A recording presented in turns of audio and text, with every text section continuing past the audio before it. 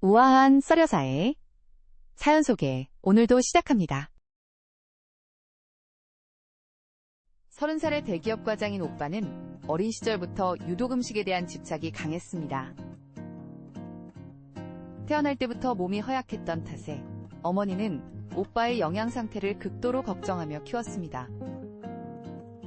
감기라도 걸리면 며칠씩 못 일어날 정도로 면역력이 약했던 오빠를 위해 어머니는 항상 특별한 음식을 준비했고, 오빠가 조금이라도 적게 먹으면 몸이 약한데 더 먹어야 한다며 계속 권했습니다.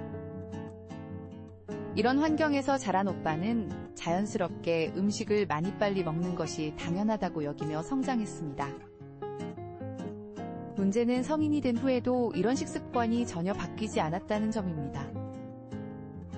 회사 동료들과의 회식 자리에서도 오빠는 항상 먼저 수저를 들고 다른 사람들이 대화를 나누는 동안 혼자 묵묵히 음식에만 집중했습니다. 처음에는 동료들도 잘 먹어서 좋겠다며 농담으로 넘겼지만 시간이 지날수록 오빠의 행동이 단순한 대식가의 모습을 넘어선다는 것을 알게 되었습니다. 특히 기억에 남는 에피소드는 부서 회식에서 있었던 일이라고 합니다. 삼겹살집에서 8명이 함께 식사를 하는데 오빠는 고기가 익자마자 집게로 자신의 접시에 옮겨 담기 시작했습니다.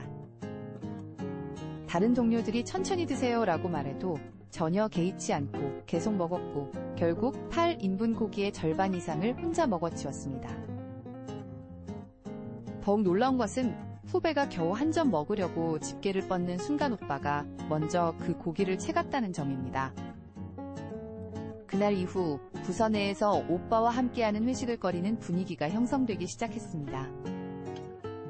이런 오빠에게 2년 전 맞선으로 만난 여자친구가 생겼습니다. 대학병원에서 간호사로 근무하는 예비 새언니는 차분하고 배려심 많은 성격으로 처음에는 오빠의 식성을 이해하려고 노력했습니다. 첫 데이트에서 이탈리안 레스토랑에 갔을 때 오빠는 자신의 파스타를 10분 만에 해치우고는 예비 새언니의 접시를 바라보며 많이 남겼네 아까운데 라고 말했습니다. 예비 새언니는 당황했지만 드세요 라고 양보했고, 오빠는 주저없이 그녀의 파스타까지 모두 먹어버렸습니다. 상황이 더욱 심각해진 것은 양가 상견례에서였습니다. 예비 새언니의 부모님이 정성스럽게 준비한 한정식 상차림에서 오빠는 평소와 다름없는 모습을 보였습니다. 상견례라는 중요한 자리임에도 불구하고 인사말이 끝나자마자 수저를 들고 음식에만 집중했습니다.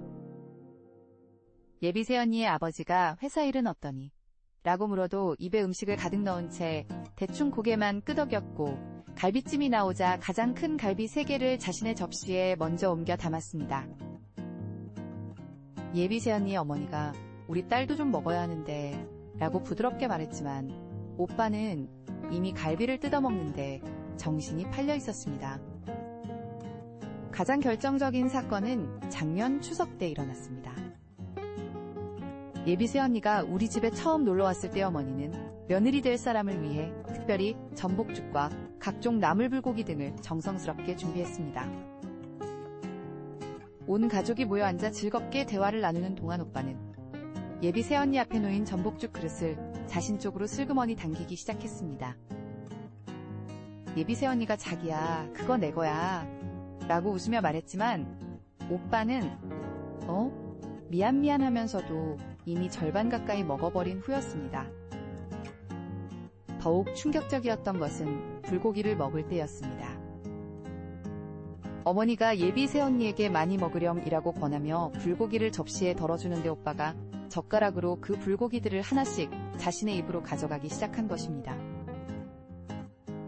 예비 새언니는 당황한 표정으로 저를 바라봤고, 저는 오빠 그만해 라고 제지했지만 오빠는 뭘 그만하라는 거야? 라며 전혀 상황을 파악하지 못했습니다. 그날 밤 예비 새언니는 저에게 조용히 말했습니다. 솔직히 말하면 너무 힘들어. 오빠는 나쁜 사람이 아닌 걸 알지만 함께 밥을 먹을 때마다 마치 내 음식을 지키며 경쟁하듯이 먹어야 하는 기분이야. 데이트를 할 때도 맛집에 가자고 하면 좋아하지만 막상 가서는 음식에만 집중하고 나와는 대화도 제대로 안 해. 내가 말을 걸어도 고개만 끄덕거리면서 계속 먹기만 하니까 데이트하는 기분이 전혀 안 들더라고. 결국 6개월 전 예비 새언니는 파혼을 선언했습니다. 정말 많이 고민했어. 오빠가 나쁜 사람이 아니라는 걸 알고 나도 노력해봤지만 도저히 견딜 수 없을 것 같아. 앞으로 평생을 함께 살면서 매 끼니마다 이런 스트레스를 받으며 살 자신이 없어. 아이가 생기면 아이 음식까지 빼앗아 먹을까봐 걱정돼. 라는 것이 그녀의 마지막 말이었습니다. 처음에 오빠는 예비 새언니의 결정을 이해하지 못했습니다. 밥 많이 먹는다고 헤어지자는 게 말이 되냐며 화를 내기도 했고, 요즘 여자들은 너무 까다롭다며 불만을 토로했습니다. 하지만 어머니가 심각하게 나서면서 상황이 달라졌습니다. 어머니는 오빠를 불러앉히고 내가 너를 잘못 키웠다. 몸이 약하다는 핑계로 다른 사람 배려하는 법을 가르치지 못했다며 눈물을 흘렸습니다. 그때서야 오빠도 자신의 문제를 인식하기 시작했습니다. 어머니의 지속적인 지적과 가족들의 노력 속에서 오빠는 조금씩 변화를 보이기 시작했습니다. 가족 식사 때 다른 사람들이 먼저 먹을 때까지 기다리려고 노력하고 맛있게 드세요 라는 인사도 하게 되었습니다. 물론 아직도 가끔 예전 습관이 나오지만 지적을 받으면 금방 고치려고 합니다. 단순히 음식을 많이 먹는 것이 문제가 아니라 다른 사람을 배려하지 않는 식습관이 얼마나 큰 관계에 독이 될 수 있는지 깨달았습니다.